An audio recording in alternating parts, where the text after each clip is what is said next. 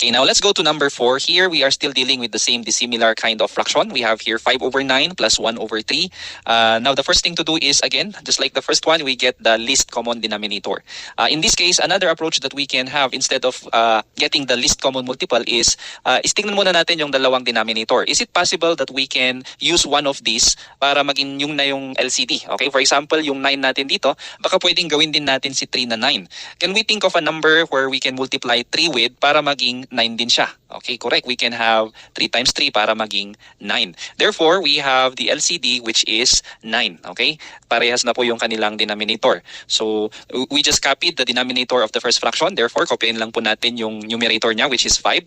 Now here, yung 3 ginawa po nating 9 by multiplying 3 by 3. Therefore, we also multiply the numerator by the same number which is 3. So 1 times 3 is also 3. Therefore, add lang po natin yung numerator natin which is 5 plus 3. We will get 8 and then copy lang po natin yung denominator which is 9. Therefore, we have 8 over 9.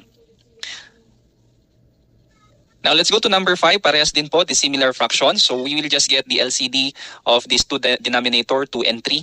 Now, pwede ba ang gamitin natin yung isa sa kanila? I think hindi po pwede. So, all we have to do is to find the least common multiple. Okay? Which is, ano po yung multiples ni 2 na parehas din sa multiple ni 3? At yung pinakamababa, we can have 6. Okay? Remember, we can multiply 2 by 3 to get 6. And we can multiply 3 by 2 to get 6. Therefore, LCD is 6. So, again, 6 divided by 2, we get 3. Times 5, we get 15.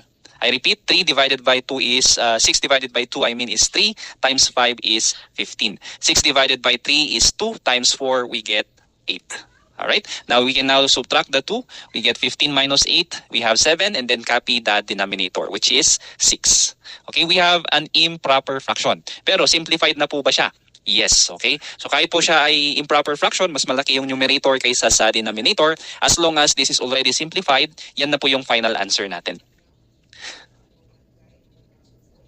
Okay, now let's proceed sa number 6. Here we have adding and subtracting rational number in a mixed fraction or mixed number form. So we have 1 and 4/5 plus 3 and 1/5. Okay? Ano po yung step natin dito?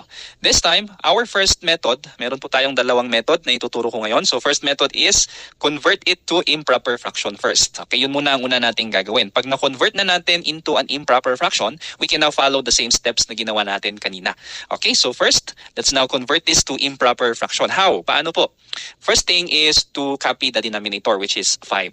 Now 5, i-multiply mo siya kay 1. Okay, so 5 times 1, we get 5. Next is, you just add 4. Okay, ganun po ha. So 5 times 1, we get 5, plus 4, we got 9. Ganun din po dito sa kabila. So let's see.